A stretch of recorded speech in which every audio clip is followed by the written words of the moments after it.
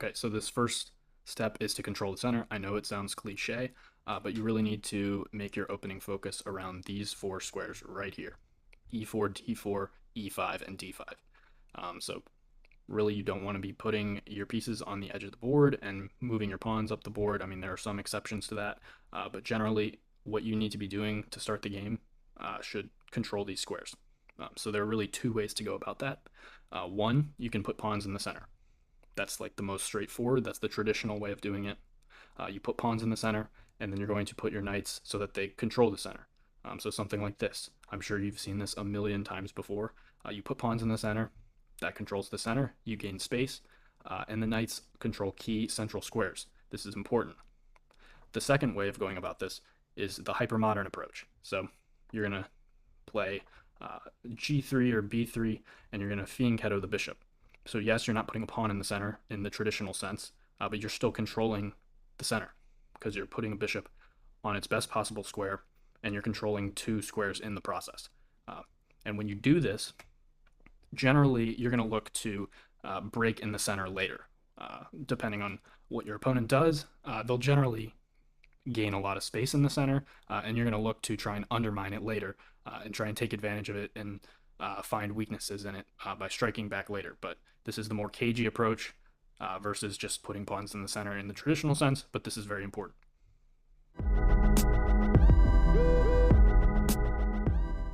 The next cliche point that I really want to hammer home here is that you need to develop your pieces. I'm sure you've heard that a million times, but also I'm going to take a step further. You need to consider your development pacing compared to your opponent. So who is further ahead in development, who's further behind in development, and then you need to consider how that affects the position. So for example, take a look at this position. White has brought all of the minor pieces out and castled and brought a rook to the center. Black has not castled, developed this bishop, moved this queen, or connected the rooks. So the plan for white should be, okay, I'm fully developed, now is my time to strike. I don't have time to just be like waiting around, making slow improving moves. No, now is your time. Break open the center with d4. When your opponent's king is not castled yet, you want to open things up. When you're fully developed and your pieces are ready to go, don't waste time. Strike while the iron is hot. So here, d4 and looking to open the position up to get at this king would be the best thing to do. So development pacing, you can see white is way ahead in development. So take advantage of that. Don't waste time making slow improving moves if you're ahead in development. Flip side of that, try not to fall behind in development. So when considering how much your opponent is developed, try not to fall too many moves behind that. So in this example, black moves the queen once, the queen's hit, moves the queen again, develops a piece. Black decides, okay, I'm going to fianchetto this bishop. I'm going to put it on g7, put it on the long diagonal. White hits the queen again. Black moves the queen, and white castles. So if you take stock of the position here, white has developed both knights and has developed a bishop and has castled the king. Black has only moved the queen. So I guess bishop to g7 could be played, but black is still behind in development here. It's going to take multiple moves to get the king safe, and then you still have to develop these pieces.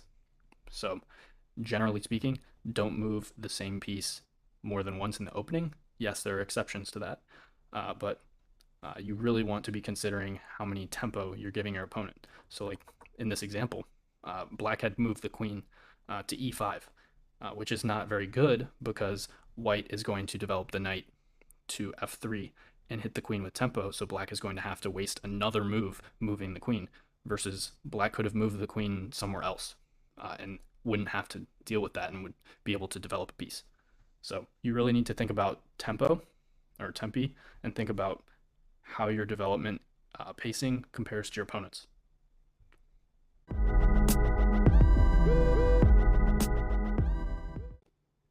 All right, moving on to king safety. There are a few things that I want to cover here, and we're going to start with pawns that you should not move, especially early in the game, in front of your king. So generally speaking, early in the game, I would shy away from moving the f and g pawns, especially the f pawns early in the game. There are some exceptions like the king's gambit or the bird's opening right away, but generally speaking, do not move these pawns early on without knowing that it's completely sound to do so. So I'm going to go over a classic example where you shouldn't do this. So e4, e5, putting pawns in the center. Knight f3 hits this pawn on e5. And then you have to wonder, okay, which way to defend the pawn would be better? Pawn to d6, the pawn that isn't in front of my king, or pawn to f6, the pawn that is in front of my king, right next to my king? Pawn to d6 would be better. But if you move the pawn to f6, you weaken this diagonal towards your king, and you immediately lose to knight takes e5. Idea being, if you take the knight back, queen h5 check, you give a check here. If block, you take this pawn. So you'd be winning the rook in the corner, or you'd have to move the king. So this is already going to be catastrophic. And this is just a classic example of why you need to shy away from moving pawns in front of your king, especially early. Moving on to more pawns that you probably shouldn't move. Pawns in front of your king once you've castled. So let's just take this example where white has castled kingside. Generally, it's okay if you make a one square move with your pawn for a flight square, just so you don't get back rank checkmated at some point. That's generally okay. What you shouldn't do, however, is play pawn to g4 here, thinking, oh, I'm gonna kick this bishop, attack this bishop. You're really just weakening the squares in front of your king, and you're weakening your king safety. So why did you castle over here if you're going to move all your pawns? The ideal setup would be to have all the pawns right here. Generally, later in the game, back rank mates can arise, so sometimes you'll want to make a flight square for the king eventually, but generally speaking, you want the pawns back as far as possible early on in front of your king. In this instance, if g4 was played, this would be a blunder due to knight takes g4, h takes g4, and queen takes g4, and you're actually going to be losing material because this knight is going to fall, and you just lost 2 pawns, and they're the 2 pawns in front of your king, so now your king's not safe too. So that really backfired really quickly. So moving on to the next example, now we're going to talk about deciding which way you should castle if you have the option to do both. So in this position, white has the option to castle kingside, and white has the option to castle queenside. And you have to pick one, so you need to decide which one looks like the safer option. So as you can see, black has a nice pawn structure and has a nice space advantage over here on the king side, and it looks like black is ready to go h5, g4 very soon, and really just start pushing heavily on the king side. And for that reason, castling kingside would be a very, very bad decision. So you should castle queenside here. Black has not moved many pawns or pieces on the queen side, so your king will be very, very safe over on the queen side for quite some time.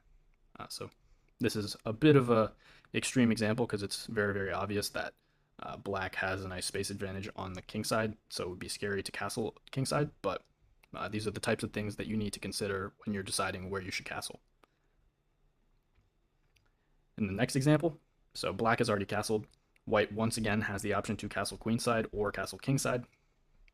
In this instance, you should definitely castle kingside and castle to the same side as black did for a couple reasons. One, castling kingside, all 3 of these pawns are where they started, so it's going to be a lot harder for black to attack you with your king behind these. Secondly, this pawn was moved to a4, which can weaken some of the king safety over here on the queen side if you castle queenside. Additionally, thinking more long term, black has a semi-open b file that he can use at some point, and this bishop is on the long diagonal, and this would cause some serious danger to your king if you castle queenside long term. So these are the types of things that you really need to consider when you're deciding where to put your king, because if you don't take care of your king, the game will be over very quickly.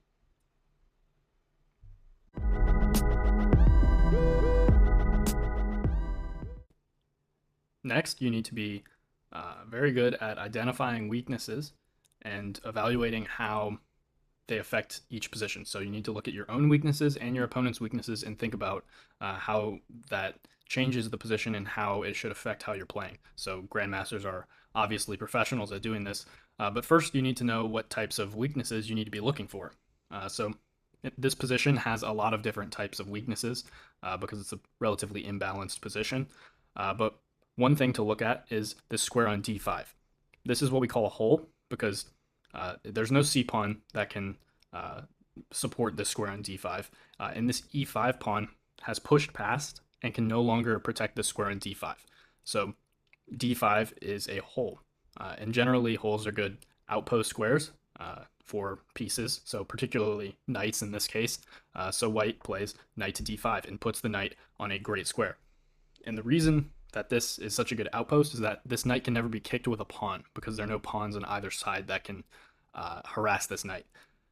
Additionally, this pawn on d6, because both of these pawns have pushed past, this is what we call a backward pawn. A backward pawn is a pawn that cannot be defended by any pawns on either side of it. So generally, backward pawns are weaknesses.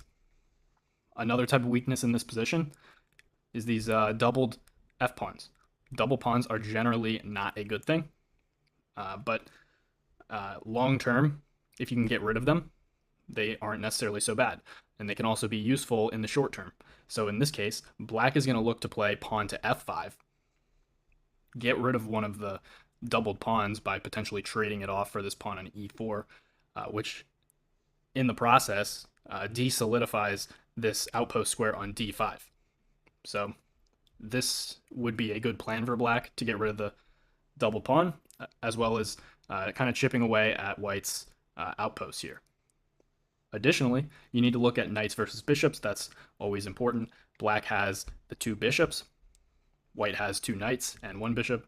So generally, black is going to want to open the position up for the bishops. So playing actively and looking for pawn breaks to open the position is a good idea. In this next position, some more evaluation here. You can see that white has double pawns here. Also, white has this stray pawn over here, this isolated pawn on a3. Black has a complete pawn structure, but once again, white has the 2 bishops. And black goes d5 here. And what you need to consider is white has these double pawns. Why not get rid of the double pawns? And now white doesn't have any double pawns and can look to play pawn to c4 and chip away at this pawn on d5 and thus further open the position up, which would favor the 2 bishops. This position, some more immediate versus long-term weaknesses. So immediately, what I would consider here is I would look to jump my knight to this square on f5. So I'd look to play something like this. Knight h4 to f5. Additionally, these double pawns are something that you need to keep in mind. But also you need to keep in mind that black has this semi-open g file. So you need to be considerate of your own weaknesses as well. So black could potentially use this g file to attack your king if you're not careful. So you need to consider both sides of the equation when evaluating a position. You can't just look at your own weaknesses or your opponent's weaknesses. You need to look at both. One final thing that I'll mention and just give a quick example is bad pieces. So bad pieces in the short term, not generally so bad if you can free them or relocate them to a better square. But long term, if you have a piece that's forever stuck, that would be very bad for your position. An example of a bad piece would be a bad bishop in the French defense. So this position being the French defense where, black strikes back in the center. You can look at this bishop on c8. All of black's pawns are on light squares, so this bishop can't really do anything. It's just staring at a wall right now. So that's why in a lot of these positions, black will look to potentially trade this bishop off. So this is just an example of how a bad piece can influence the play and can help you come up with plans on what you should be doing in any given position.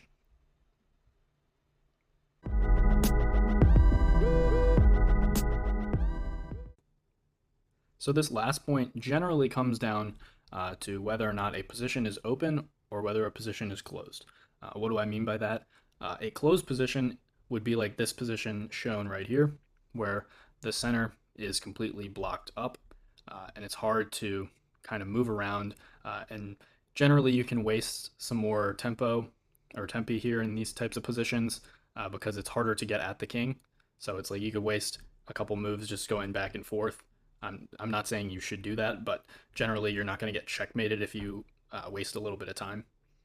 But in this type of position, a closed position, you're not going to want to look for piece play so much. You're going to be generally looking for the long-term plan of playing some sort of pawn break.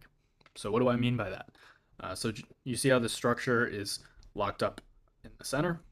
This this pawn formation, you're going to want to attack that with wing pawns. So either look to break with pawn to b4 and strike at c5 at some point.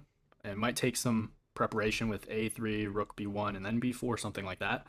Or you can look to play pawn to f4 and strike at e5. And similarly, black is going to look to try and play pawn to f5 himself and strike at e4. But generally, in these closed positions, this is what you're going to want to be doing. You're going to want to look and see how you can prepare a pawn break. Like black will try and play a6 and b5 at some point long term. But generally, piece play is not going to be as useful. But, piece play is always important. But in this case, in a closed position, pawn breaks are very, very critical. Versus if we take a look at another example, this position is completely open. And what do I mean by that? I mean that there's really a lot of space just throughout the board that you can work with. If white wastes too much time, or if black wastes too much time, the king is going to be stuck in the center and could get harassed.